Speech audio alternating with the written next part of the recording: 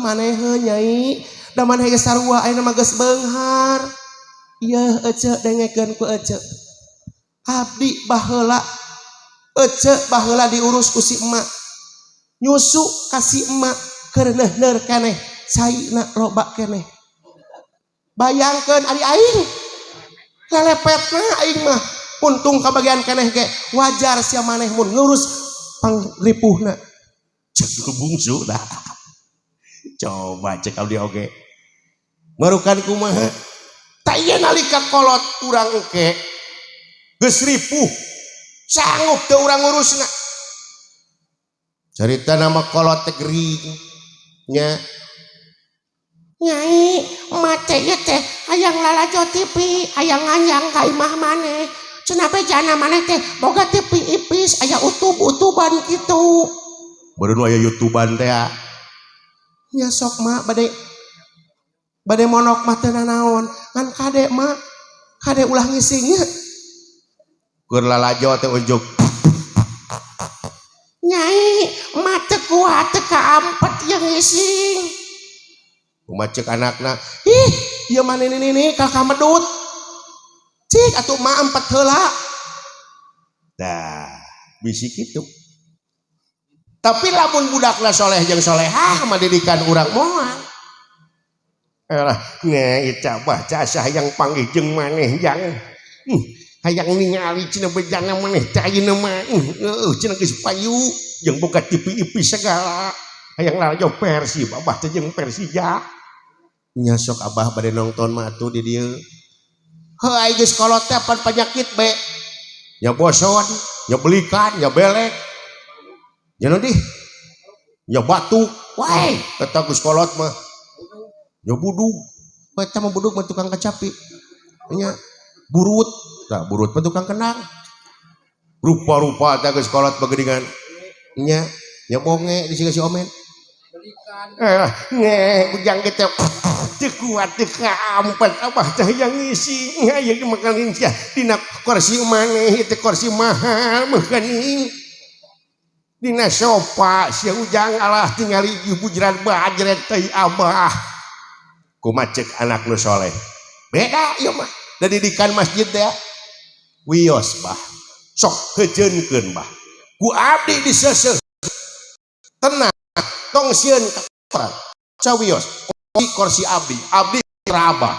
moal ngamak sok bah wios teu nanaon dicopot dibawa ka cai digoneng diisangan diseuseuh ku manehna rumah sak diri baheula pernah bukan lo jadi kolot ayeuna geus bejeuna manehna naon tah males kana kahadean lo jadi kolot ieu kira aya moal budak kurang nu siap kitu na teu hayang urang boga ridho ti Allah da pikeun ka Allah ge ngelehan anjeun dina urusan karidoan mah ridallahi fi ridal walidain wa suhtullahi fi suhtil walidain karidoan Allah gumantung kana karidoan indung bapana kabenci Allah gumantung karena kabenci inung bapakna cina ridho heula inung jeung bapak nalika inung jeung bapak ridho jung dek kamana dek kamani oge tong sieun jeung tong wani bakal salamet dunya jeung akhirat lamun kolot geus ridho kumaha cenah carana supaya kolot ridho teh cik mun tong ngobrol wae aing lieur ieu panayagan ini jempeng harewas ngomong teh dagoran bae alah begitu pak ai ka dijeng kuuk teh lah nya mau jarempe ngenyoh nya ngomong we tuluy yuk gantian ku maneh ngomongna tuh jempe harewos atuh oh engke atuh nepi kana naon cenah bieu nepi kana jempe alah da kitu carita nama kolotna teh gering ya apa gitu cik kira-kira sanggup teh urang ngurus belum tentu matak kumaha carana hayang menang karidhoan Allah tong dipenta doana nu ridho mah urang mah lain dirampok doana teh datang ka imah bawa rokok sabungkus jarum coklat nya bari sorok deui nya abah gini nya bare atuh nya bah teu rokok keur abah bah ngesehat heula bisa botang beri kenyot deui kumanehna ieu doakeun atuh bah abdi teh hayang papak jeung batur sarua hirup teh nya ulah ku kieu wae da abdi teh sarua hirup teh hayang sajajar jeung batur doakeun ku abah da abah mah mujarab doana ge eta ka kolot bari naon ngirimna teh martabak bangke sesa hebe itu beda jeung A mamen mending ulah martabak bangka nya udud eta teh setengah kumaha ceuk bapana teh elah ne maneh teh jang baheula ka aing teh minta jajan maksa ayeuna sia teh minta doa ka aing teh sugan mah rampok we sia mah hirup teh seumur-umur ceuk bapana teh matak ge tapi lamun hayang indung Bapa ridho ulah dipentak doana teh tapi pancing supaya doana murudul ka urang tak eta doa nu ikhlas nu diijabah mah datang urang teh nya teu dipentak teu naon apal naon kabeukina ye kabeukina teh cenah ieu teh nya eta channel mawa channel mak tak ieu channel kangge emak mama geuning meuni resep ieu pamikana channel Elizabeth teh nya ato teh teh indungna nyai meuni asa ngimpi maneh mah apal kana karesep emak heueuh katarima ku emak disuhun eta channel teh nuhun geulis didoakeun ku emak manehnya sing beunghar sing sehat sing apanjang apujung eta doa mulu teu dipentak ta doa teh tah doa teh nu kitu nu mujarabah nu teu dipentak bade urang mah dipentak wae insyaallah teh mah ikhlas atuh nah sabab urang na pinter mancingna kalau jadi kolot datangan kirim naon nya pangabutuhna naon kahayangna minimal teu boga harta jeung bana ku basa nu alus ka kolot teh ku basa nu hade insyaallah tah kolot teh lamun dibere basa nu hade mah geunah ulah camplak keur jadi kolot mah bahaya sabab naon tidinya pan karidoan teh da geus dienas dina hadis oge karidoan Allah mantung kana karidoan indung Bapa kabenci Allah mantung kana benci indung Bapa nah teu sieun urang hayang hirup aing hirup jeung geureut pakeusat deuk eueuh ragap teu aya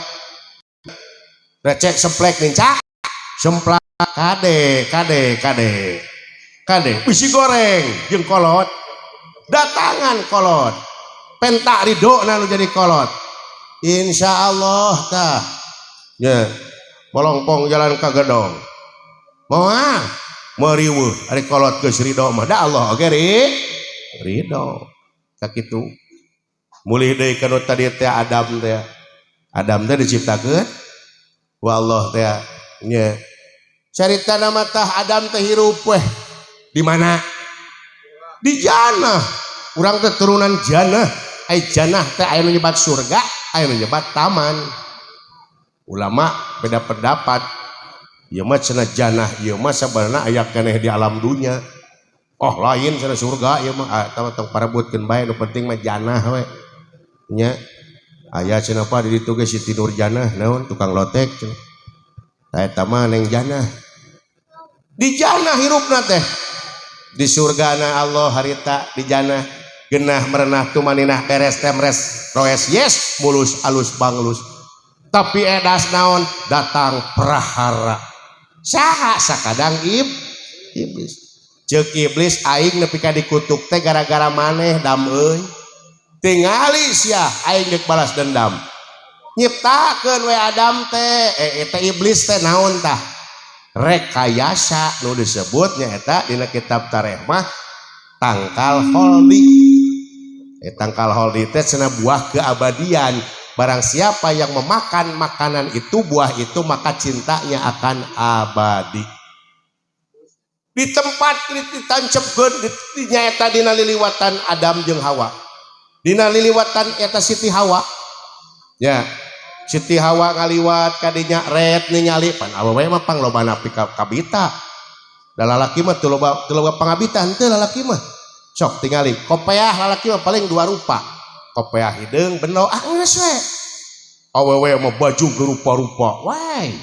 merok anu goyok kieu ge lalaki mah naon kaos jas paling sakitu we kolor teu loba gaya lalaki mah nu loba kahayang mah awewe sok awewe mah kacida loba kahayangna teh ngaliwat teh ngagilisir Gusti nu Maha Agung eta teh cenah tangkal naon meuni pikabitaeun pikaheroyeun tah tidinya dek bebeja kakang ading Adam nya wawartos ka Pak Adam kasalakina nya ayah abdi teh mah teh ngalangkung ka ditu aya tangkal ayah meuni pikaheroyeun siga tuh ayah abdi hayang di mana gelis aya ngaran-ngaran anu dipika cinta nam urang jeung ala cerita nama KLTK memek nya Allah Subhanahu wa taala lungsur ayat naon tah wala taqroba hadhihi sajarata patakuna minad zalimin pama anjeun ulah rek deket-deket kana tangkal eta sabab lamun deket anjeun bakal kabus jalma nu dolim ari manusia pan aya ti dituna urang mah wah no da deket wungkul da teu dicabak mun kituna dicabak urang teh bekilila kagoda ragamang heh Adam ulah dicabak ada penutuna naon peraga di oe wungkul meusina rek didudut kumaha bekilila tungtungna eleh we Adam teh jebrud weh di ala beres di ala dituang kuduaan ku Siti Hawa jeung Nabi Adam alaihi salam ari Nabi Adam mah kakara sama tenggorokan ari Siti Hawa mah parantos dugi kana patuangan tidinya Allah Subhanahu wa taala benu teu layak sia cicing di janah kami nyingkah tong cicing di dieu dialungkeun tah Adam jeung Hawa teh ari Nabi Adam dialungkeun nanya eta di dataran Arab di dataran India cenah ceuk mitos ieu mah oleh para ulama pamuragan eta Nabi Adam teh bakal jadi masjid anu termegah di India cenah ceuk beja mah masjid Taj Mahal aduh kadeuing eta mah nya bener jeung henteu mah ngan ceuk kaul para ulama teh pamuraganana teh nyaeta bakal jadi peradaban Islam ari Siti Hawa dipangpengkeunana di mana nyaeta di dataran Arab cenah ceuk beja pamuragan Siti Hawa teh engke bakal jadi pusat peradaban Islam sadunya cenah ceuk beja muragna teh nyaeta dina palebah Ka'bah di dinya baguprak nanti didinya dipisahkan sabarat tahun teu dipanggihkeun jeung nu jadi salaki kabayangnya keur sono bogoh men ieu urang keur sono bogoh diusir ku mitoha karek ku mitoha ceuk mitoha teh ini cok duk naon cenah ngajedog di dieu ge kawin teu babawaan sia mah ngerakeun nya aya ngeunahna wungkul cenah sia kasih nyanyi teh diusir ku mitoha geunah teu karek ku mitoha ieu ku Allah nyingkah sia dipisahkeun ting satahun ting 2 tahun 3 tahun 10 tahun teu kabejakeun cenah caya bejana 700 tahun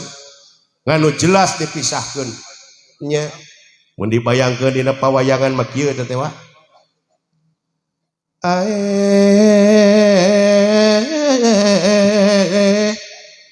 Siti Hawa anu geulis nurancunit pamajikan akang ari hideep aya di mana ayeuna akang rindu ka hideep ayeuna akang hayang panggih jeung hideep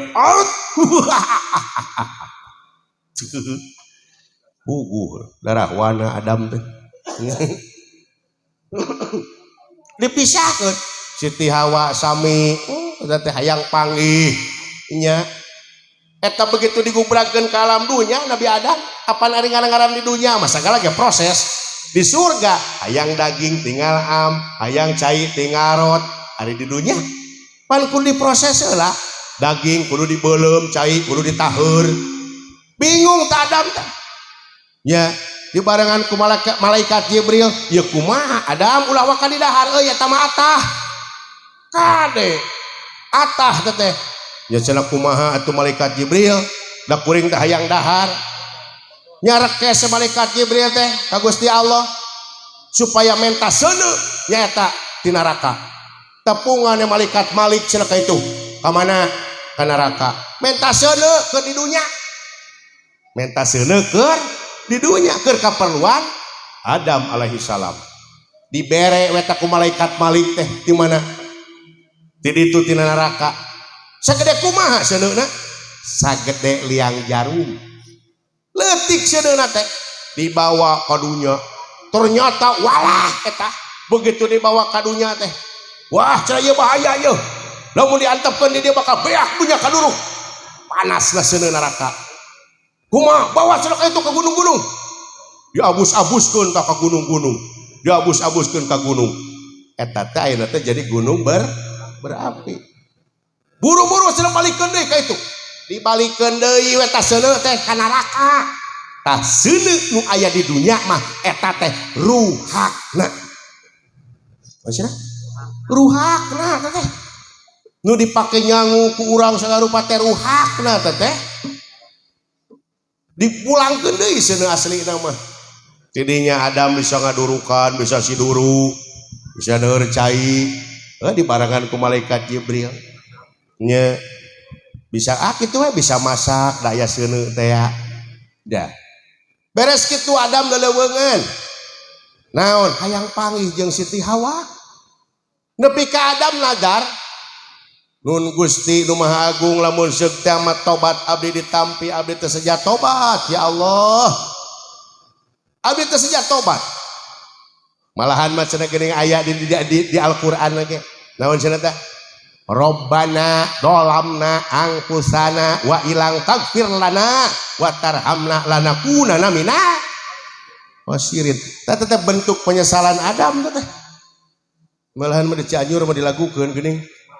Wow, hari subuh teh rae. Nya jeung kulagam Sunda di.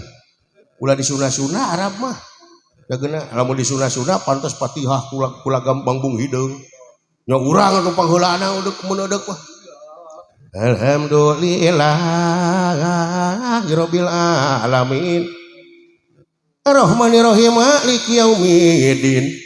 Cek kumaha cek makmum mawa kacapi juga ka masjid tong teng tong. Ruksak Islam. Ye. Rabbana dolamna angkusana wa ilang tagfir lana wa tarhamna lanakunana minal khosirin. Terus we eta nu dibaca teh. Ayeuna sok dipake doa geuning ku urangnya. Nya. Dulur urang besok masih kena diharirikeun begini. Rabbana ya Rabbana dolamna angkusana wa ilang tagfir lana wa tarhamna lanakunana minal khosirin. Aduh, tinggal bawa kacapi. Wa kena ge denggeung. Itu Arab we komo dijawakeun teh meunang dah. Nya ya nana ya bahasa eta nazar dina tapna dina sajarah ya Allah lamun seug teh mahbat kaula ditar kusalira ya Allah abdi nadar ya Allah rek neuteuk agahota badan abdi sawareh ari jelema sapanjang hirup di alam dunya pintu tobat pasti terbuka ya sabab eta janji Allah di Al-Qur'an innahu kana tawwaba saestuna Allah Maha penerima tobat innahu huwat tawwabur rahim saestuna mantena Allah teh nyaeta Maha penerima tobat sareng Maha asih bakal ditarima carita nama hayang lamun dipanggihkeun jeung Siti Hawa heug tobatna ditarima rek deuk anggota badan cenah sawareh kitu ditarima we diamprokeun di mana tah diamprokeunana nyaeta di padang Arafah teh nyaeta perkenalan tina ta'aruf panggih we di padang Arafah teh asa wawuh asa henteu asa lain asanya nya lain cenah ciga awewe itu urang Cicariung gitu euy muarana mah gitu euy wah pasti cenah yang marana beng serat cenah mah mun urang mah kitu nya pan lalaki mah kitu ningali awewe geulis aya awewe geulis jeung Arafah nabi anjeun teh Akang teh Adam nyai ari saha teh Siti Hawa dinya kacarita teu kabayangkeun endahna ku carita Siti Hawa jeung Adam diamprokeun nyaeta di dataran Arab geunah berenah tumaninah bisa ngahiji deui sasonoan Siti Hawa jeung Nabi Adam tapi dinya begitu Adam yang Siti Hawa ngerasa bunga otomatis Adam ngerasa bingung sorangan nah abet bingung eta nadar nu tadi kudu deg-deg naon atuh urang teh lamun dipoyangkeun mah kieu teh bingung teu manghitung-tung susah manah nu taya papa adana kudu naon anu kudu diteuk-teuk deg-deg celik sieun rumpung deg-deg suku sieun pengkor deg-deg leungeun sieun buntung naon atuh nu kudu diteuk-teuk aeut hahaha naon nu kudu diteuk-teuk lungsur malaikat Jibril kumaha ceuk malaikat Jibril dam da Adam nya cep soleh da cep nya men si omen nya kuuk panayagan ya dam teu kudu bingung euy lamun maneh rek neuk anggota badan tuh nu itu euy bari nunjukkeun kana zaharna kana bobogaanana kana yeuna kana kelaminna tapi cenah dan lamun rek diteuk-teuk ulah tina puhuna tungtungna we wungkul cenah euy anu manyuna nyata kokocopna di dinya dibantos ku malaikat Jibril alaihi salam dikenyang we tah kokocopna teh diteuk-teuk ku batu nu seukeut wow cret bret asep tidinya awalna hitan teh itu kadienakeun Qabil dihitan Habil dihitan terus kadienakeun kada dihari-haritan beuki dieu kabeh dienakeun hitan teh teu favorit nah aramungeun jaba nyeri jaba getihan sok da teu disunatan ge walieun si eta mah tempo aya kahayang masa tempo aya kahayang mah padungdung totorojol tempo aya kahayang pakting degeung ting degeung wah aya kahayang mah si eta mah tah tidinya aramungeun disunatan teh jalma-jalma teh jadi haroreameun ya kadang aya kadang teu aya kadang eueuh pisan dan dipopulerkan kembali oleh Nabi Ibrahim alaihi salam gitu. Jadi Nabi Ibrahim mah anu mempopulerkan asal nama ti Nabi Adam ti Nabi Ibrahim lungsur ka hanap nepi we ka Nabi Muhammad sallallahu alaihi wasallam ti Nabi Muhammad turun nepi we ka Cicariu gitu di zaman para kerajaan Islam kerajaan Demak malahan kerajaan Pajajaran oge apa eta teh da geus abus kian santang nya harita teh pan masuk sunah teh nya malahan Prabu Siliwangi teh menurut sejarah asli mah eta teh agamana teh geus Islam Siliwangi teh Siliwangian ya ngaran aslina mah Sri Baduga teh geus asup Islam ya dina sejarah teh ketika kian santang teh disundatan harita teh disunatan teh cenah apaan nabuh sagala teh nepikeun ka eta nu disebut naon teh hajatna wae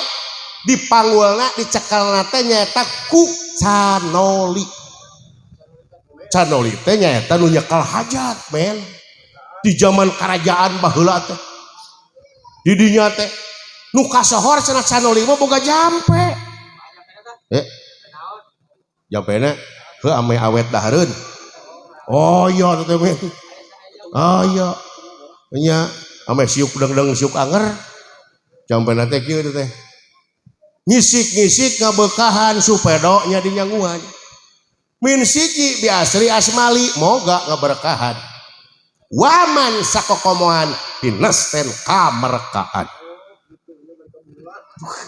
bahasa naon cik eta ngisik-ngisik ngabekahan eta mah bahasa Sundanya supedo nya dinyanguan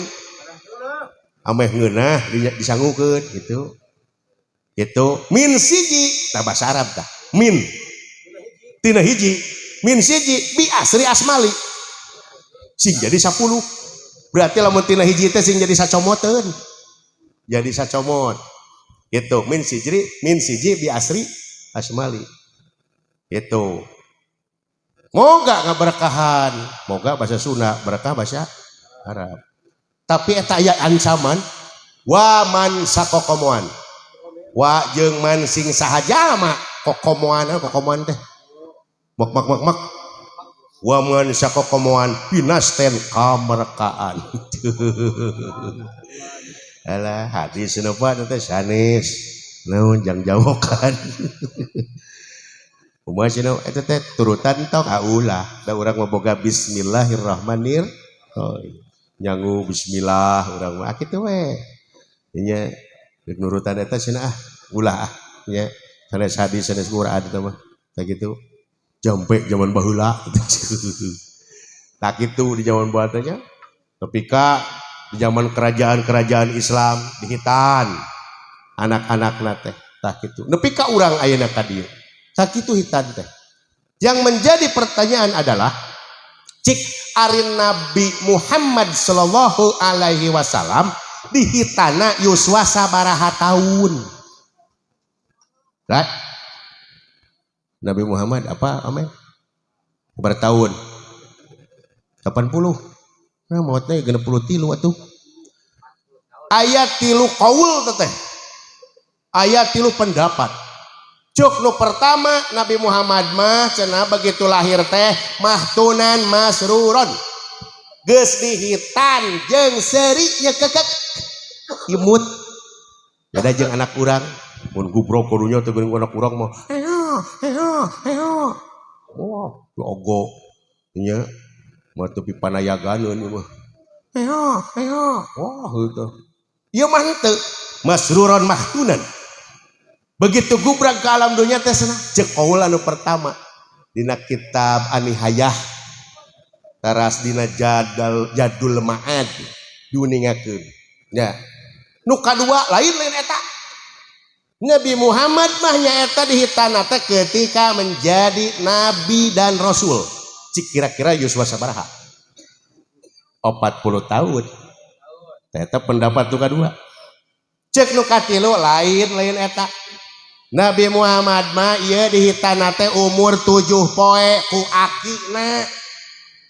sabab di zaman harita mah cenah kebiasaan begitu gubrang ka dunya 7 poe teh nyata dikeureut cenah tah budak teh kitu tilu pendapat beda tah ngariung cik kira-kira pendapat tupang lobakna nu mana ternyata anu katilu sabab naon ana basaru mislukum kami tesarua siga manusia biasa siga aranjeun dikeureut disunatan cenah eta teh umur 7 hari ku akikna eta teh Nabi Muhammad sallallahu alaihi wasallam tak kitu hitan teh ya janten nu jadi hitan teh eta teh sunnah ti Rasulullah ya pun margi dina Al-Qur'an tertera nyaeta millata Ibrahima milah Ibrahim lungsur ka Rasulullah jadi wes sunnah itu menang siapa lamun teu disunatan menang ngan piraku deuk dibelel-belel nya dari sunatan mah teh kabusna kana sunnah muakkad jeung naon mah jeung teu disunatan atuh gitu nya kedah disunatan sabab niatna eta budak teh rek ibadah rek salat rek salat itu sedangkan manusia kan digerok sadayana ya ayuhan nas ubudu rabbakumul ladzi khalaqakum walladzina min qablikum la'allakum tattaqun eta nu digerok umat nu iman unggul sanes lamun dina saumah ya ayyuhalladzina amanu eta mah nu iman unggul tapi ieu mah kabeh ya ayyuhannas manusia sakur jelema anu ngaku eta manusia kagerok tah ku ayat eta si George Bush si Obama si Donald Trump si Bill Clinton eta teh kagerok teh ku ayat eta teh ya ayuhannas manusia ubudu prak anjeun geura ibadah kasaha robbakum ka pangaran anjeun alladzina min qablikum jeung jalma-jalma anu teu samemeh aranjeun sabab naon la'alakum supaya aranjeun teh tatakuna jadi jalma anu takwa ta urang teh kudu ibadah nganu jadi masalah al ibadah naon tah ieu berkali-kali dicepot nerang genuk ieu ari ibadah teh naon lamun ngudageun kana asal kata ibadah teh abada ya budu ibadatan hartina teh ngabdi ngabakti ibadah teh ari ibadah kade umat Islam cing sadar ibadah teh aya dua urang mah hiji ibadah mahdoh dua ibadah goer mahdoh ari ibadah mahdoh mah ibadah ritual nya eta anu langsung dipigawena ka Allah Subhanahu wa taala salat saum haji eta ritual langsung ka Allah tah ibadah nu ritual mah omat ulah rek tuku takatik jeung ulah rek dimodifikasi ulah dimodif kudu saujrat we di ditu salat subuh teh 2 rakaat yo wah cenah urang mah jag-jag keneh cenah ya dek genep cenah aing mah nah wayana naon bakal ditolak engkena sabab ibadah ritual mah geus puguh aya aturan maena ana alimu kami nu leuwih nyaho saur Rasulullah tapi lamun ibadah goer mahdoh tah Rasulullah jerahkeun ka aranjeun antum a'lamu bi umuri dunyakum anjeun leuwih apal urusan dunya anjeun pek jadi bedana ibadah mahdoh jeung goer mahdoh ari ibadah mahdoh mah ritual ari ibadah goer mahdoh mah nyaeta urusan dunya ari urusan ibadah mahdoh anu ritual ngadagoan parentah sapanjang eueuh parentah ulah jajahuanan salat subuh parentahna saberiji 2 lohor 4 tuturkeun we eta ulah nyawana jag-jag keneh cenah urang mah teu bisa kitu ya dina ritual mah tapi lamun urusan dunya antum a'lamu bi umuri dunyakum anjeun leuwih apal urusan dunya mah pek sabab urusan dunya mah lain ngadaguan parentah tapi ngadaguan panyarek sapanjang candi carek mah terus we abdi mah cenah pa bade dagang jung pa cenah abdi mah bade ngadalang pek pa cenah abdi mah rek ngojek heueuh pa cenah abdi mah rek maok tah ulah rek maok mah teu meunang kadaguan panyarek we urusan dunya mah ya dari urusan dunya mah datangna dunya mah tina 4 perkara atuh naon wae cenah pa hiji-hijina hiji lantaran beunghar teh lantaran lil kasab 2 lin nasab 3 lil hasab 4 lil gosob lil kasab nah cenah beunghar si mang eta gajihna gede oh berarti gawe boga gaji gede bisa wae pan nah cenah si mang eta mah teu digawe tapi beunghar nasab teu apa apan menang warisan bapana maot oh poingan beunghar tuh eta mah tina warisan bisa wae loba nu beunghar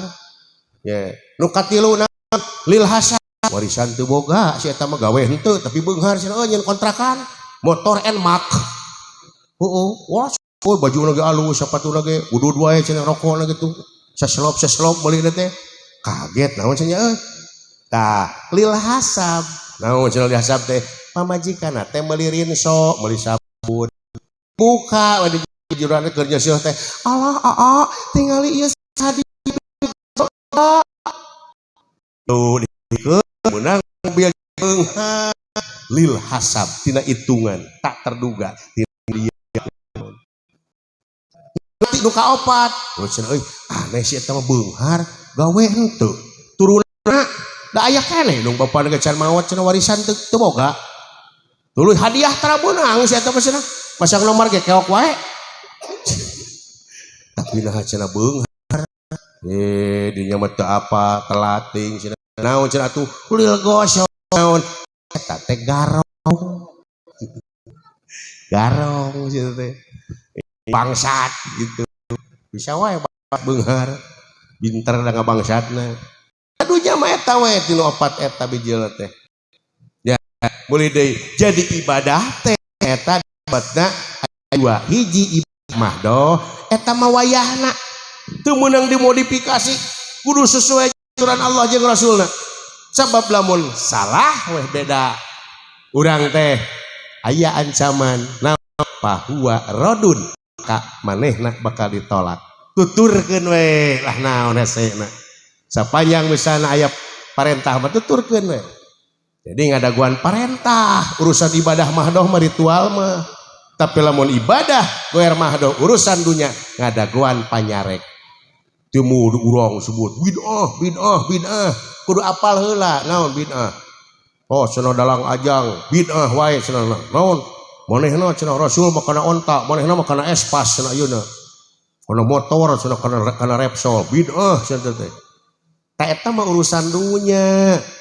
bebas bid'ah urusan dunya mah bebas aya di masjid baheula karpet beureum teu aya kepala pahkor mah geuning aya nama ku karpet bid'ah tah berarti teu bid'ah da urusan dunya antum alamu bi umuri dunyakum pek urusan dunya mah mun Rasulullah baheula kana onta maneh kana enmak jung lamun Rasulullah zaman baheula kana onta maneh kana mobil pek eta mah urusan dunya lamun Rasulullah ngangge jubah maneh mah rek di jaket jig eta mah urusan dunya tapi lamun urusan akhirat wayahna urusan ritual mah ana alimu kami nu leuwih nyaho tuturkeun we da ngadaguan parentah ti kami gitu teh jamaah oh jam paring wayangna paenkeun tong atuh eueuh lah bismillah yalah